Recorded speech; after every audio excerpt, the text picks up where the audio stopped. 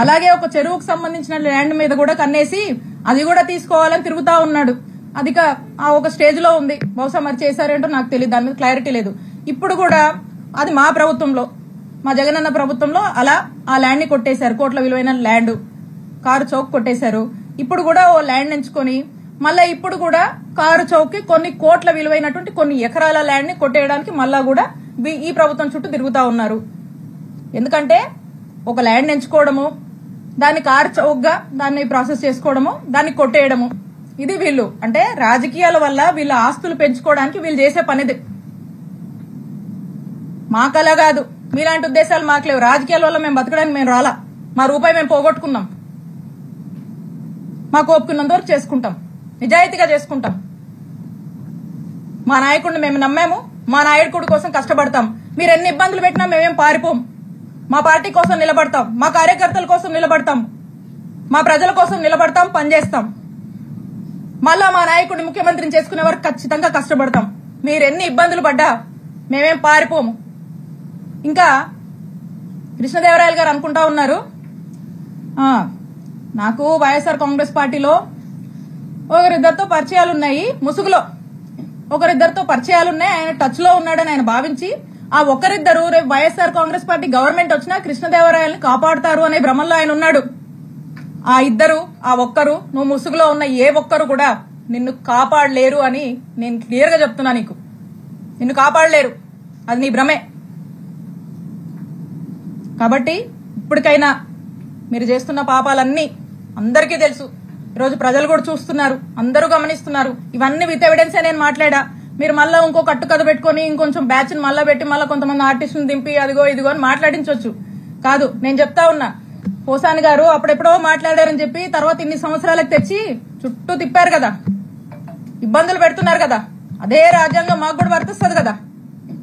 ఇష్టం వచ్చినట్టుగా వచ్చి కూర్చొని ఇష్టానికి మాట్లాడిపోతే మాట్లాడినోడు ఎవరిని కూడా వదిలిపెట్టనని చెప్పి తెలియజేస్తున్నాను. కాబట్టి ఇప్పటికైనా మీరు చాలా ఎక్కువ చేశారు. ఇప్పటికైనా ఒళ్ళు దగ్గర పెట్టుకుని మీ పద్ధతిగా మీరుంటే మేము కూడా పద్ధతిగా ఉంటాము, మేము కూడా గౌరవిస్తాము. అంతేగాని మీ ఇష్టానికి మీరు చేస్తానంటే కుదరదు. ఒక్కటే తెలియజేస్తున్నా, మాకు టైం వచ్చినప్పుడు చిలకలూరుపేట నుంచి వడ్లమూడి విజ్ఞాన యూనివర్సిటీకి ఎంత దూరం ఉందో వడ్లమూడి విజ్ఞాన యూనివర్సిటీ నుంచి చిలకలూరుపేటకు కూడా అంతే దూరం ఉంటుందని గుర్తు చేస్తా ఉన్నా. కాబట్టి ఏది మీరు ఎన్ని ఇల్లీగల్ కేసులు పెట్టినా, ఎన్ని ఇల్లీగల్ గా మీరు కట్టు కథలు వెళ్ళినా, మీరు ఏం చేసినా కూడా మాకు ఇన్స్టిట్యూషన్స్ మీద నమ్మకం ఉంది. మేము లీగల్ గా ఫేస్ చేస్తాము. ప్రజలు అన్ని గమనిస్తున్నారు. ప్రజల మనసులో ఇప్పటికే ఒక ఆలోచన ఉంది, కానీ మౌనం వహిస్తున్నారు.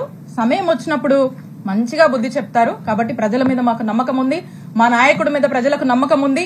టైం వచ్చినప్పుడు ఖచ్చితంగా ప్రజలు మీలాంటి వాళ్లకు, మీలాంటి ఇల్లీగల్ పనులు చేస్తున్నటువంటి ప్రతి ఒక్కరు కూడా బుద్ధి చెప్తారని తెలియజేసుకుంటూ, మరి మీ అందరికి కూడా తెలియజేస్తున్నాను, ప్రతి ఒక్కరు కూడా వీళ్ళ వెనకాల ఉన్న వాళ్ళకి, ఇంకా వీళ్ళ వెనకాల ఉన్న వాళ్ళు అందరూ కూడా ప్రజలకు సరైన సమయంలో బుద్ధి చెప్తారని తెలియజేసుకుంటూ థ్యాంక్ యూ. గత ప్రభుత్వంలో మీ నాయకుడు కోట్ల రూపాయల భూముల్ని తక్కువ రేటుకి ఇచ్చాడు. మీ నాయకుడు తప్పు కూడా ఉందంటారు కదా, మీ నాయకుడు తప్పు కూడా ఉంది కదా. నేను చెప్తుంది ఏంటి, రాజకీయాల్ని వీళ్ళు ఎలా అడ్వాంటేజ్ తీసుకున్నారు, మా పార్టీలో ఉన్నప్పుడు ఏ విధంగా అడ్వాంటేజ్ తీసుకున్నారు అనేటువంటి విషయాన్ని నేను చెప్తా ఉన్నాను. ఇక్కడ తప్పు ఒప్పులు అంటలేను.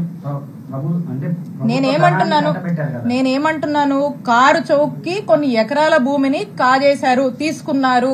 మా నాయకుడు చుట్టూ తిరిగి ఏ విధంగా అడ్వాంటేజ్ గా, ఏ విధంగా లబ్ధి పొందారని చెప్తున్నా. మాకు అలాంటి అవసరాలు లేవు. మేము అలా రాజకీయాల వల్ల లబ్ధి పొందాలనో, రాజకీయాల వల్ల అడ్వాంటేజ్ అవ్వాలనో మేము అనుకోలే. మేము పూర్తిగా ప్రజాసేవ చేయాలనుకుంటాము, నిజాయితీగా వచ్చి సేవ చేయాలనుకున్నాం. మా నిజాయితీయే మా బలం, మా నిజాయితీయే మమ్మల్ని కాపాడుతుంది. మేము నీతివంతులుగా ఒక మంచి పరిపాలన చేశాము. ఆ సర్వీస్ మోటివ్ తోనే మేము ముందుకు వెళ్తున్నాం. అది మేము మీకు స్పష్టం చేయాలనుకుంటున్నాం. రాజకీయాల వల్ల మేము ఏదో ఇదవ్వాలనుకునే ఉద్దేశం మాది కాదు అనేది స్పష్టం చేశాను. అది దాంట్లో భాగంగా నేను మాట్లాడడం జరిగింది.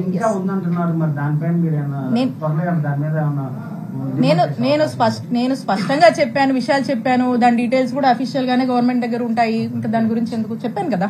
Yes, next. ఇద్దరు రాజకీయ నాయకుల మధ్యన మీరు ఎదుర్కోగలుగుతారా? ఇక్కడ ఇద్దరు ముగ్గురు అనేది కాదన్న విషయము. This is about public and public's perception. Public కి తెలుసు, జనానికి తెలుసు, ప్రజలకు తెలుసు మంచి నాయకుడు ఎవరు, ప్రజల సమస్యలను ఆలకించే వాళ్ళు ఎవరు, ప్రజలకు ఏ ప్రభుత్వం మేలు చేయగలుగుతుంది, ఏ నాయకుడు మేలు చేయగలుగుతాడు, ప్రజల మనిషి ఏ నాయకుడు. జగన్మోహన్ రెడ్డి గారంటేనే జనం ఎంతో ఆదరణ, ఎంతో మంది ప్రేమ అభిమానాలు జగన్మోహన్ రెడ్డి గారికి ఉన్నాయి, మా నాయకుడికి ఉన్నాయి. అతని మీద ఒక నమ్మకం ఉంది. మా నాయకుడు జగన్మోహన్ రెడ్డి గారు అంటేనే క్రెడిబిలిటీ. ఈరోజు ఆ మాట అంటే మాట మీద నిలబడతాడు అనేటువంటి ఒక నమ్మకం ఉంది. అలాంటి నమ్మకం ఉన్నటువంటి మనుషుల కోసం ఆ నమ్మకున్నటువంటి నాయకుడు ఖచ్చితంగా ఒక మంచి నాయకుడుగా మా నాయకుడికి పేరుంది. అదే మా బలం, అదే ప్రజలు అదే నమ్మకాన్ని, అదే ప్రేమని, అదే ఆదరణని మాకు చూపిస్తున్నారు. కాబట్టి ఇక్కడ ఉన్నటువంటి మా చిలుకూరుపేట నియోజకవర్గ ప్రజలందరికీ కూడా మా పట్ల ఒక మంచి ఆదరణ ఉంది. కాబట్టి అదే మా బలంగా మేము భావిస్తున్నాం. ఇద్దరు కాదు, ముగ్గురు గారు, ఇంకెవరన్నా రాని, ఒకరికి ఇద్దరు ఉన్నారు, ఇద్దరికి ముగ్గురు ఉన్నారు, చూస్తున్నాం కదా రాజకీయాలు. సో కాబట్టి ఏదైనామైనప్పటికీ ప్రజలకు తెలుసు, they are very smart and they know what is what అనేది. ఎన్ని సంవత్సరాల తర్వాత బయట పెట్టడానికి కారణం అంటే లావు మధ్య మీ మధ్య ఇంత విభేదాలు ఉంటే అధికారం మీ పార్టీ ఉన్నప్పుడు కానీ ఇప్పుడు కానీ ఇన్ని సంవత్సరాల తర్వాత ఈ రోజు బయట పెట్టడానికి కారణం ఏం చెప్తారు? ఇందాక అదే నా మాటలో చెప్పాను. ఎప్పుడు నేను అనుకునేదాన్ని ఇది నేను మాట్లాడాల్సినటువంటి పరిస్థితి ఎప్పుడు నాకు రాకూడదని నేను అనుకునేదాన్ని. కానీ ఈ రోజు అదే నేను అప్పుడు మా పార్టీ ఇంటిగ్రిటీ కోసం నేను మాట్లాడలా. ఈ రోజు కూడా నేను మాట్లాడాలనుకోలే. నిజంగా దీన్ని నేను మాట్లాడాలనుకుంటే రాజకీయంగా దీని రాజకీయాల కోసం మాట్లాడాలనుకుంటే వారు పార్టీ మారినప్పుడు నేను మాట్లాడుండొచ్చు, కృష్ణదేవరాయ గారు టీడీపీలోకి వెళ్ళినప్పుడు నేను మాట్లాడి ఉండొచ్చు, లేదా మంచి పీక్ ఎన్నికల క్యాంపెయిన్ లో కూడా నేను ఇది మాట్లాడి ఉండొచ్చు.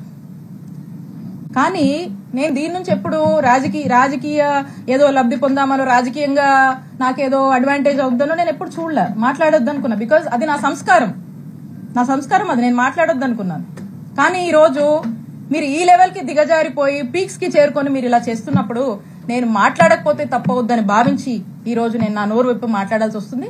కేవలం ఈ రోజు మీరు చేస్తున్నటువంటి విధానాలు చేస్తున్నటువంటి తీరు నాకు నచ్చక ఇక తప్పదేమో అని చెప్పి మీ నిజస్వరూపం ప్రజలకు తెలియాలి అనేటువంటి ఉద్దేశంతో నేను ఇదంతా కూడా బయటపెట్టి మాట్లాడడం జరుగుతా ఉంది.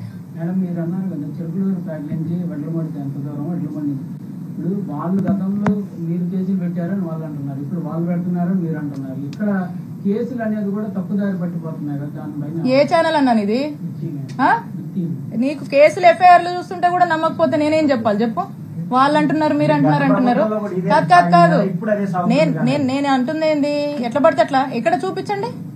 ఇక్కడ నుంచి మొదలు పెడితే ఇక్కడ నుంచి బత్తిల్ స్టేషన్ అంట, అక్కడ నుంచి పులివెందులు అంట, మళ్ళీ అక్కడ నుంచి ఇటు అనంతపురం తెస్తారు, మళ్ళీ ఇటు కృష్ణా జిల్లా తీసుకెళ్తారు. ఎటు తీసుకెళ్తున్నారు? ఎప్పుడన్నా విన్నారా ఇది? BNS 111 సెక్షన్ ఆర్గనైజ్ క్రైమ్ ఎప్పుడన్నా విన్నారా మా టైంలో? మీరు ఇది వినలేదు కదా, మేము చేయలేదు అలాగా. వాళ్ళు చెప్పేదానికి దీనికి పొంతం లేదు అసలుకి. మేమన్నీ ఎఫ్ఐఆర్లు, సాక్ష్యాలు ఏం జరుగుతుందో మీరు రెగ్యులర్ గా పాలిటిక్స్ ఫాలో అవుతున్నారు కదా, మీ క్లారిటీ ఉండాలి. లేకపోతే చెప్పండి ఏ కేసు ఏందో, మాకు దాని గురించి కూడా కూర్చొని మాట్లాడుకుందాం. కాబట్టి కళ్ళకు కట్టినట్టుగా రెడ్ బుక్ పాలిటిక్స్ ఏ విధంగా రాజ్యం వెళ్తున్నాయి అనేది మనకు స్పష్టం అవుతుంది. ఇంకా కూడా మీకు అర్థమవుతుందంటే you have to update. Yes, next. మీరు ఇప్పుడు అన్నారు కదా నెక్స్ట్ కంపల్సరీగా మా ప్రభుత్వం వస్తుంది, మేము కూడా చూపిస్తాం అంటున్నారు. కాబట్టి నేను అంటుంది చూపిస్తామంటే వరుస పెట్టి ఇట్లా చేస్తామని నేను అంటలేదు.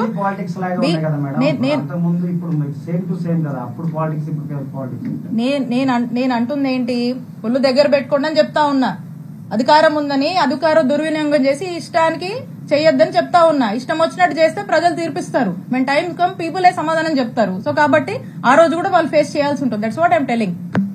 Right, next.